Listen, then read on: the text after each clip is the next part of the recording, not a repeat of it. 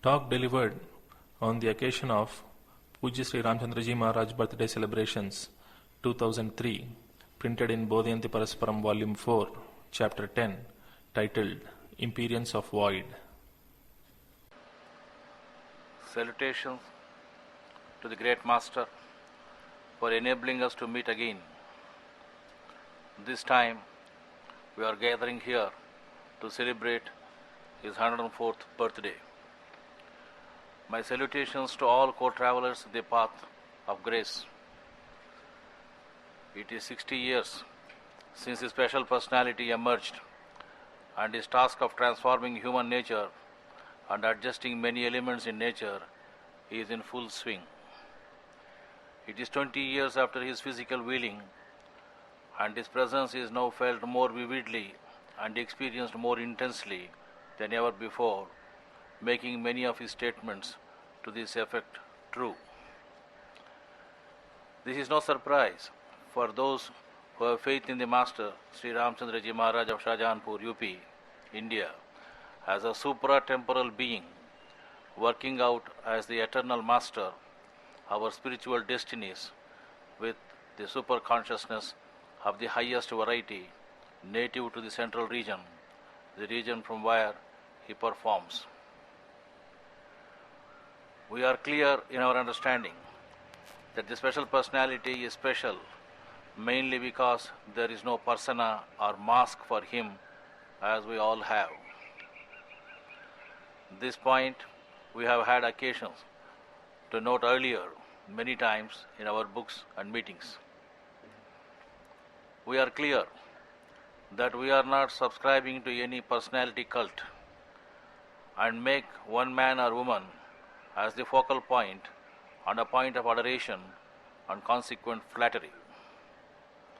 We are doubly sure, what with the ready response from the source, that there is a consciousness that is divine and which is ever ready to answer our call, and that is expressing itself as the consciousness of Sri Ramchandra, a consciousness that includes all and excludes none, that which is all love and grace, and ever willing to modify and transform our consciousness by its association we have during our meditations and otherwise through the influx of pranahuti.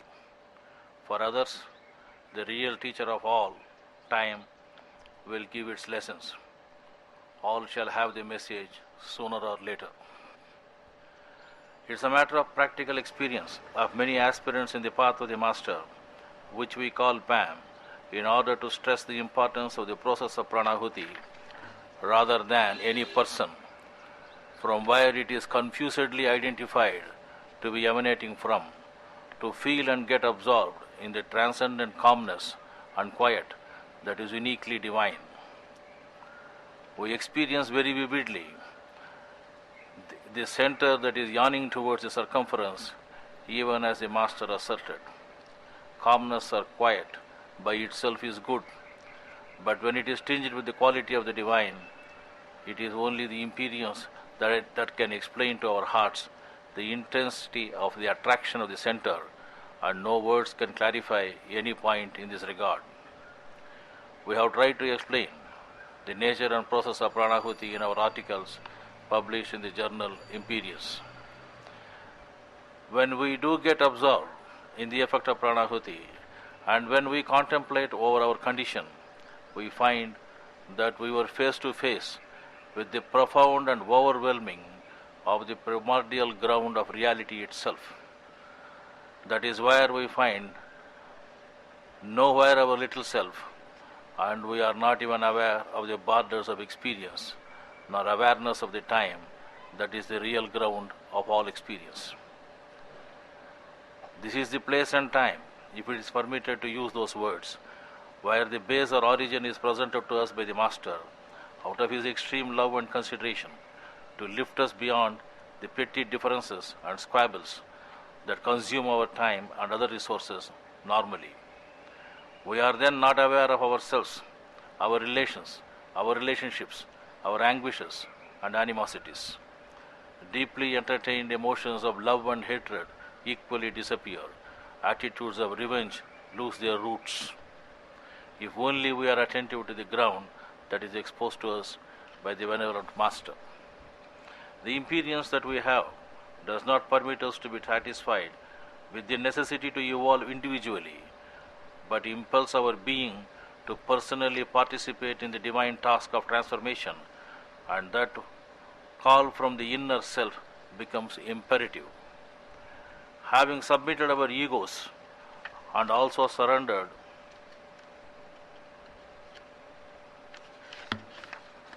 our will in favor of the divine will, we find ourselves presenting bare and naked before the powerful and omnipotent energy that is intent and determined to modify and transform the human consciousness.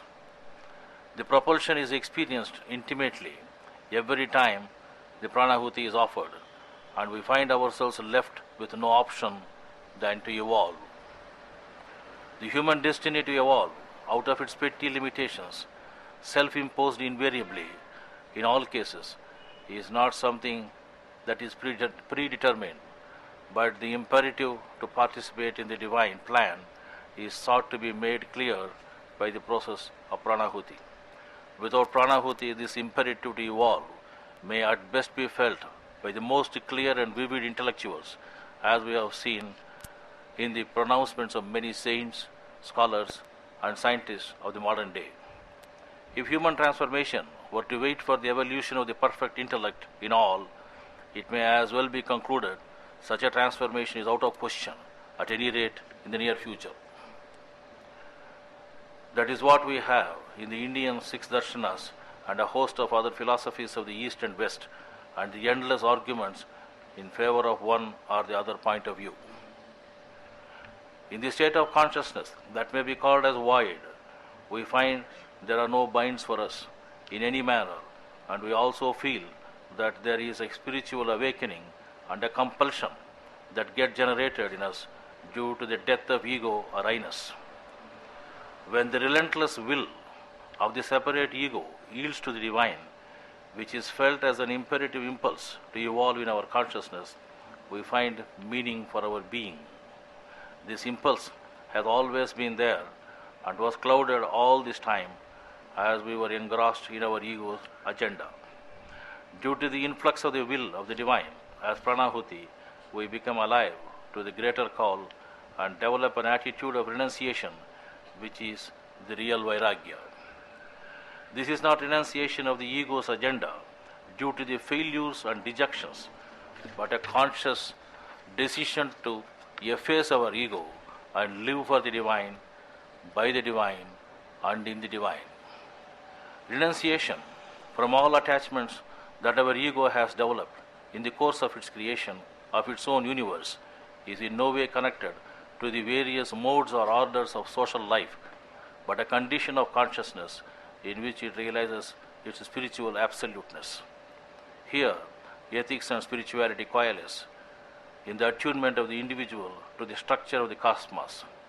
Man becomes one with creation, being freed from the bondage of attachment, convention, and anxiety. The aspirant fixes his attention on nothing but the infinite and is ill-equipped to know nothing other than it. For one who has fixed for himself such a goal, the duties of the brahmacharyan, grihastha, and vanaprastha are not progressive stages of self-sublimation and self-transcendence, but a compliance to the social order that a civilized society has developed to bring an ethical and moral order, and each one of these stages actively assisting him in leading a life of total dedication to the divine with an attitude of due attachment, which is the real and natural meaning of sannyasa. The three basic cravings called ishanas in the Upanishads, which correspond to the psychological complexes in the form of the desire for wealth, fame, with power, and sex, are overcome in the graduated educational process constituted by the stages of life. This becomes much more easy with the constant affirmation that is had about our real nature during meditation, supported by the process of pranahuti, that nothing here belongs to us, and also by adhering to the philosophy that is advocated by our Master to treat every one and every task for us as those entrusted to us by the divine as a trustee.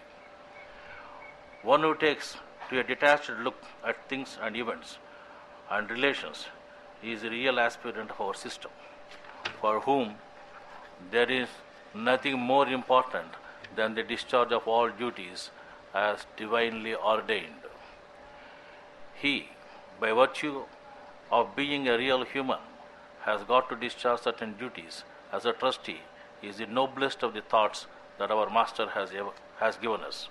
For us, there is nothing here to own and possess, but everything is to be partaken of rather than enjoyed, with a feeling that there is nothing except the absolute in reality, expressing itself here in the past and in the present. The Anubhava or experience is a non-personal, unified, enriched consciousness that swells into the future, expressing itself in a more glorious manner. Those who tend to see values in the past are right, but yet stagnated, and those who live the same values modified to suit the present are those who practice the right, and those who enrich the values keeping in view the needs of the future with a vision that is holistic are those who are the forerunners of the future. Such men alone can be called as animatta sannyasins. It is only such persons who remain as gems and jewels in any society, irrespective of the fact whether they are recognized as such by others. They are the excellent workers, supervisors, managers, doctors, and are there in every calling and vocation. They are all in fact doctors of divinity, serving others with a total dedication to the divine. Because of the basic renunciation they have acquired, due to the constant awareness of the bare ground where their total nakedness is exposed, they hold on to nothing, thus making it possible for them to develop the great virtues of dharma, abiding by the divine law, dana, going even beyond the law by resorting to selfless offering, tyaga, sacrificing one's own interest like King Shibi or Karna. They are the ones who can be considered to have understood the real meaning of the words due attachment, so often used by our Master. Due attachment, from my humble point of view, is the attachment to the divine, which can never become undue, what with our puny status in the scheme of things. It is the glory of the divine that it chooses to offer opportunities to the human beings to simulate the divine. That is the origin of the masters. What a great master we have, who exhorts us always to imitate him and become masters in turn, and thus become a source of inspiration for others. There is no challenge greater than the one which asks us to be divine. To become divine is our birthright, as the seeds of the same are already there, waiting to be nourished and nurtured. Those who respond to this call by working for the same incessantly and without any remission are the ones who get enriched by the very active presence of the divine, sprouting in each of us, fulfilling the divine promise of bringing out a transformed human being. Such are the ones who are fit for service to lead others to and in the path of the divine. Amongst our gathering, for those who have eyes to see and hearts to feel, there are quite a few such souls, and my prayer is that such souls may increase and bring more peace and harmony.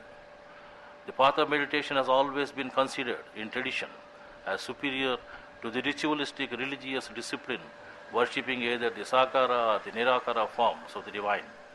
Those who have had the experience of the real, but yet do not continue in the path, are bound to return to the path and reach the goal according to tradition in 7 lives. Those who have moved in the path of meditation and yet missed the grace according to tradition reach the goal of no return to birth in one more life. Those who have moved in the path of meditation and have had the grace of God never return to birth. Those who have had the taste of the void or nothingness, when reflect on such an experience with the required extent of devotion and love to the Master, are sure to resolve the basic bonds of 1. Awareness of independent existence. This existence or awareness starts the moment the jiva is born and gets fattened by the customs and educational inputs of the society and culture which promotes I-ness. The aspirant who beholds the truth in its nakedness leaves this illusion and gets out of the bonds of I and mine. These are the people who can be considered as saintly because their actions depend on the natural responses rather than based on preconceived notions and prejudices. Their aim happens to be universal good. The second important bondage they get rid of is the bondage of rituals and practices that go by the name of religious customs. This is due to the natural consequence of the perception of reality as it is, and they come out of their rituals and customs and do not cling to them simply because they are old and therefore there must be something good in that. The suffering due to this bondage itself is something that only the person who goes through it knows, and blessed are those who are not chained or imprisoned by such routines and rituals, as they do not have to work with their intellectual and pseudo-intellectual chatterings in their mind. The third most important bondage that gets loosened because of the experience of the real is the clinging to the associations, customs and habits, play and game, companies and clubs, relatives and relations of all kinds. All these tend to be perceived as totally irrelevant to the task on hand. Those who face the truth eternal start leaving out all that is not relevant to reach the goal and go about their task of warning up the condition of the real through constant remembrance of the experience they have had during meditation. I feel that our gathering has many such souls totally dedicated to the cause of the Master or Divine, and feel immensely happy to be in their company for a couple of days now. The joy is inexpressible, and that is mine as well as, I am sure, all of you. Thank you.